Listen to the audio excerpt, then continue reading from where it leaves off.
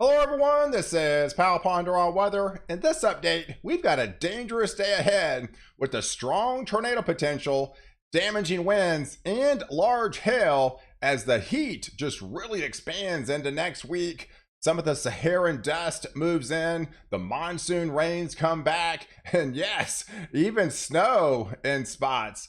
Good morning, everyone. We've got a lot to cover in today's update. So if you are new to the channel, go ahead and hit the subscribe button and notification bell to get all my daily updates to keep you ahead of the storm. So let's take a look at the overall water vapor imagery this morning for your Wednesday, June 15th. And you can definitely see where all the kind of purples and green shaded areas, that's where all the rain is flying this morning in ports of Edmonton, getting into Calgary. We do have some colder air funneling into the south. That had a pretty strong low pressure system that pumped all the snow that fell into parts of Montana, but out ahead of it, we've got a lot of lift up in the atmosphere this morning. There were some heavier hailstones flying in around Nebraska last night. That instability has continued to lift off to the north. Now we're talking heavier rains moving north of Des Moines into St. Paul this morning. And then that will shift off into getting into portions of Wisconsin, getting into Michigan over the course of the day. But look at that out in the open waters of the Atlantic. That is your little mesoscale convective system that we tracked across the Ohio Valley that brought all the heavier winds. Now that is out in the open waters, but that is actually going to bring some instability, and these storms are tracking around this high. We also be looking at some stronger storms in portions of the southeast today, while we do have our second named tropical storm of the season out of here in the Pacific, where they're just getting inundated with heavier rains on a daily basis in portions of Nicaragua here. But let's take a look at the overall setup for today, because it is going to be a dangerous day ahead, guys. They do already have yet another enhanced risk for severe weather into portions, getting into portions of Minneapolis here, La Crosse, into Green Bay, as well as into Marquette. This is kind of going to be your bullseye back into Des Moines area. This afternoon, I think a lot of the action, I think a lot of the severe threats kind of starts about 3 o'clock. Those are the ones we really have to be more concerned about. It's going to be about a 3 p.m. to about a midnight potential for that dangerous storms up here into portions of Wisconsin, getting into portions of Michigan. That'll traverse down into portions of Iowa, getting into Illinois into the evening time frame. But there's also going to be another pocket of instability where the dew points are really rapidly surging this morning, and there's going to be tapping into this instability. Once that air mass hits that instability with that daytime heat, and I'm thinking about 6 o'clock down here into the southeast, those could also be turning severe in portions of Mobile, into Columbus here, back into Atlanta, as well as into Charlotte, get into Roanoke. So you got to be on high alert as you get towards into the later afternoon time frame, into the early evening. But let's kind of focus on the overall wind threat, because there's going to be the main threat is going to be from the systems, especially to the north, is going to be your very intense winds. And some of these could be upwards to 70, 80, I mean, even upwards to 90 miles an hour. We've been seeing a lot of that lately, and I think we're going to have that on the table today for the potential. So if you live up here into Wisconsin, getting into portions of Milwaukee, into Green Bay, back into Marquette, those are going to be some of the areas going to be the most susceptible to see some of those higher wind gusts as we get into the later afternoon time frames, as well as into portions of the southeast as we get into your 6, 7, 8 o'clock, 9, 10 o'clock time frame tonight. But we do have a strong tornado potential today. I kind of highlighted the cities that are most in play to see some of those strong tornadoes. We're talking a possibly EF2 type tornado or greater. So in portions of Madison, Wisconsin, getting into Green Bay, into Rochester, Minnesota, into Appleton, into Oshkosh. Those areas are the highest probability of seeing a possible strong tornado today, but definitely don't let your guard down into Milwaukee, going into Rockford, back into Cedar Rapids area, into Davenport, those areas into Chicago. Definitely be on high alert today as you get into the evening time frame. Kansas City, Minneapolis area, back into St. Paul, into the Des Moines area. So those areas going to be the, of course, your highest probability of seeing a potential tornado today. So definitely be on high alert. I will be live to cover this event starting about 3 o'clock Central Daylight Time. And this looks to go into about a midnight time frame. So it's about a 9-hour stream I'll be doing to keep you ahead of the storm and keep you out of harm's way and give you plenty of warning to get in your safe spot up here. So let's take a look at the overall temperatures this afternoon, because that's going to be definitely a concern as we kind of heat up the atmosphere in the afternoon, as this heat dome really just starts to expand and build. You can definitely see where we're rising well into the 100 and the triple digits back here, where they're having all those intense dew points as of late. Man, we're talking well into the hundreds, 105, 107, 108. And as soon as we have some of that instability, that's going to be making that clash and have those thunderstorms starting to erupt down here into the southeast about, into that 6 o'clock time frame. But we got a lot of convective, instability to work with this afternoon into the evening time frame. So that is definitely the concern. As it taps into that energy, we've got a lot of instability in the atmosphere where these things could turn supercells, could turn severe with those 60,000 foot cloud tops is definitely not out of the question today. And those could be actually rotating. I mean, we've got the supercell composite index over 30. That's always a definitely concern of some of those could be really intense. So definitely up here, this is why we're doing live coverage today of keeping you well ahead of these storms, because some of these could be really dangerous and you need to be out of harm's way and get in yourself a safe place to protect yourself, you and your family. But look at the overall Helicity Index. So this kind of gives you an idea of where kind of the overall updrafts could be. So from now literally through the going into Thursday, for the next 48 hours, we had that large hail producing back over the overnight into Nebraska. We've got serious updrafts into portions of Iowa, getting into northern and central Wisconsin and northern Michigan. And there's also another flank down here in northern Missouri, getting into northern and central Illinois, where you have the most intense updraft. So it gives you an idea where some of the larger hailstones could be, where the instability could be the greatest, and where some of the tornadic activity, the most intense winds could be. But let's take a look at about 3 o'clock, right? So about 3 o'clock, I think that's when a severe threat really starts to explode. It kind of takes advantage of some of that daytime heating. So we've got storms this morning, but they're really going to be starting getting more intense, and I think turning tornadic as we get into that 3 o'clock time frame. So basically into northern Wisconsin here, coming out of portions of Minnesota into far northern Iowa, you can definitely see there's not much instability down here in the southeast as of yet. But as we turn into that 7 o'clock time frame, I think storms do start to erupt about 6 o'clock. So those areas into portions of South Carolina, getting into Georgia, getting into Alabama, you got to be on high alert of these little isolated discrete supercells, and any of those that pop in that atmosphere. I showed you the instability. I showed you the heat index is getting well up into the triple digits. All right, that just gives you an indication that the dew points are going to be pretty extreme today, and it's going to be tapping into that energy. But as we get into that 11 o'clock further to the north, that's going to congeal into almost a solid squall line. So we're going to be still dealing with, around 7 o'clock time frame into Wisconsin, getting all the way down, reaching into Iowa, starting to reach into portions of Illinois here, fishtailing down here into portions of Missouri, as this squall line, tornadic squall line, transfers into more of a damaging wind threat as we get deeper into the evening time frame. So I think the large hail producing storms, the more tornadic storms are going to be on the front end. But I think as we transfer into the later evening time frame, 10, 11 towards midnight time frame, we could be looking at another intense squall line coming through portions of Wisconsin, going in through northern Michigan by then, heading into Illinois. There could be right on the doorstep of Chicago, really starting to pack those punch. But yes, as we get, kind of lose getting towards that midnight time frame, I think we lose a lot of the daytime heating. Obviously, sun will be down for a couple hours by then, and I think things just rapidly fall apart and really start to diminish as we cross the midnight time frame. So that's why I'm live between about 3 o'clock midnight tonight. So, but as we get into tomorrow, things really start to ramp up again. So you got all that instability shifting off into the east.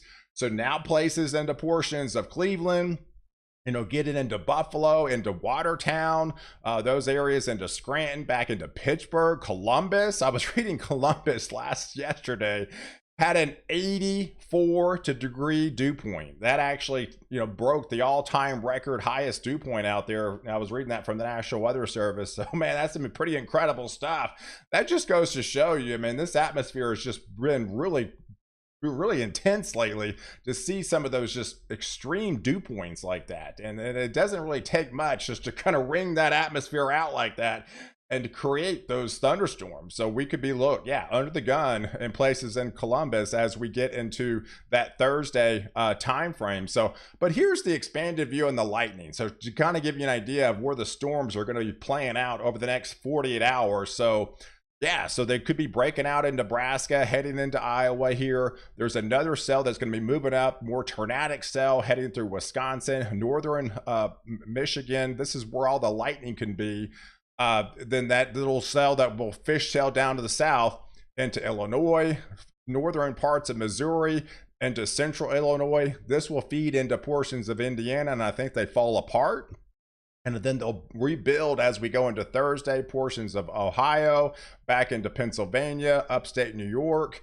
And then we'll have that surge Thursday on today back into the Southeast, back into the Carolinas, South Carolina, Georgia, getting into Alabama and the portions of Mississippi here with all that instability and some of the lightning strikes down here into Florida. But here's the overall wind threat. So it just kind of gives you an idea, right? So we got pretty intense winds. Yeah, this, it's maxing out around 97 miles an hour. So definitely not out of the question. There's going to be a swath of heavier winds up here in Minnesota, Wisconsin, into Michigan. There's also going to be a secondary swath of into Iowa, but further south, I think, back into northern Missouri, into central Illinois, into Indiana. And then you have that other patch of heavier winds back into the portions of Virginia, got back into North Carolina, South Carolina, back into the Georgia area, and this will fishtail down into Alabama, getting into portions of Mississippi there with those higher wind gusts over the next 48 hours. But here's some of the snow that's actually been falling over the last couple of days, and they had winter storm warnings. They had numerous winter weather advisories. This is actually observed snowfall that's actually already fallen on the ground the last 48 hours. Up here in Montana into Idaho, but portions of Wyoming. It's just been a combination of seeing later snow this time of year with some of the heavier rains, with the combination of the melt. Some of the heavier rains have actually washed out a lot of the roads down here into Yellowstone there. And it's actually, they're reporting those roads are going to be closed for a significant amount of time. It's dangerous down there into portions of Montana. So that's just devastating what's happening up there with all the roads in and around portions of Yellowstone could be kind of washed out and closed for like even 6 months or a year. I mean, it could take months for some of that stuff to reopen. So, but down further to the south, yes, we've got our second name tropical storm of the season. You can definitely see it's heading out into the open waters. It is expected to be a first hurricane, actually become a first hurricane of the season. This or actually the second one in the Pacific, because we already had This storm is expected to be up to 90 miles an hour as it heads out into the open waters. But on the Atlantic side, we do have a little tropical system. The National Weather Service does have about a 40% chance of this forming. I think it's so close to the coast.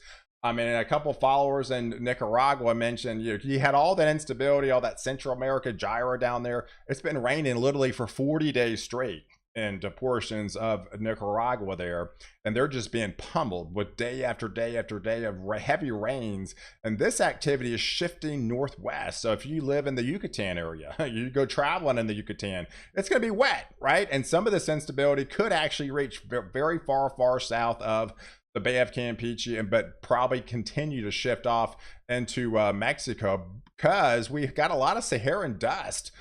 This time of year, it's fairly common. That's why June is not really that active on the tropical front. You can get storms, but it's not really active because a lot of the shear is an inhibitor. A lot of the African dust is an inhibitor for storm development. And it's been pretty prevalent coming off the African coast, heading through the main development region, heading through the Caribbean, and now that's actually shifting towards the United States. So if you live in Texas, you see that little haze and stuff in the atmosphere off in a distance. That's the Saharan dust, guys. That's just the Saharan dust. So it's kind of a catch-22, right? I mean, it actually helps lower the temperatures a tad bit, but you got all that dust in the air. So as soon as this actually subsides, boom, triple digits just come back, right? So we're going to have pulses of this coming into portions of Texas, filtering into the portions of the United States. It does kind of wind down, but then maybe next week we could have another plume of African dust heading through Jamaica, the Cayman Islands, and all that really does is just kind of keep the storms at bay, and kind of keeps the storms from really not kind of developing and heading further north into towards the U.S. As long as we've got this African dust around, I think most of the U.S. is going to be on the safe side through the month of June for tropical storm development. But beyond that, I mean, as we head into the weekend, one of the things that's going to hit the highlights is going to be the monsoon rains. They're going to be coming back for the Four Corners. I know I've mentioned this, a couple times the last couple days, but hey, it really doesn't start until this weekend, guys. So we're only on Wednesday. It doesn't really start until this Saturday. But yes, we're going to be looking at monsoonal rains come back into Arizona, Utah, New Mexico, especially New Mexico, getting into Colorado. And then as we go into Sunday, kind of the same deal. We got more monsoonal flow coming back. So these are obviously much needed rains for places that just hadn't seen rain, like not even a drop of rain in like months, right? So hey, what's that stuff come out of the sky? That's actually rain, and that's what's probably going to be falling into your Father's Day weekend. But to the north, I think, we got severe storms for the next couple of days, but I think we have a lull in the atmosphere. But I think things ramp up again as we go into next week. Here's the setup by Tuesday. We could be looking at a lot of the same areas come out of Nebraska into Omaha, get into Minnesota, portions of Wisconsin again with more severe storms by your Tuesday, June 21st. And then as we get into Wednesday, the 22nd, I think that just transfers over to portions of central and southern Wisconsin, getting back into Illinois and Indiana. So those places are probably going to get hit hard again, while places to the south, the heat dome just gets crazy, stupid high next week. And a lot of the indications, these are above average temperatures, going into next week by Wednesday, say Thursday, getting into deeper into June. It just gets crazy intense high. I mean, well into the triple digits, right? I mean, we've got, when you're starting to see temperatures 15, 20 degrees approaching the first day of summer, that's hot, guys. It's already hot in the summer, but when you're talking 20 degrees above average temperatures for portions of the southeast, that's pretty hot, right? I mean, so overall, the next 10 days, this is where the heat dome is really going to be. So if you Texas, the Central Plains, much of the Southeast, and some of that heat at times will filter further to the north, and this lifts all the way up into Canada, right? I mean, the higher temperatures keep creeping further and further north, while the cooler temperatures still are undercover into portions of the Northwest, and I don't think that really goes away anytime soon. But here's the rain, right? So here's the rain showers over the next 10 days. So the monsoonal rains do come back for the Four Corners regions for this weekend and beyond into early next week. We have those instabilities further up into the north, into Iowa and Minnesota, into Wisconsin. But overall, even next week, as the ridge really starts to expand, I mean, I think a lot of the severe threat just shifts further north, right? We could be even looking at some of the stronger storms well up into Canada, right? With this heat dome just really starting to take over. We've got that instability probably coming back for next week for Tuesday and Wednesday into our northern states here. But overall, well to the south, it's just going to be all about just the record heat into just the dominating ridge of high pressure that's going to be dominating this area, as most of the instability with that African dust prevalent over. We could be looking at, you know, the heavier rains and the tropical type stuff out into the open waters down in the Pacific and well south, probably in the south of the Bay of Campeche. So hey, I appreciate you guys watching. Do stay tuned to live coverage today from about 3 o'clock to midnight to keep you well ahead of the storm. So definitely turn on notifications, definitely hit the subscribe button if you hadn't already, and catch the next update where I protect you before and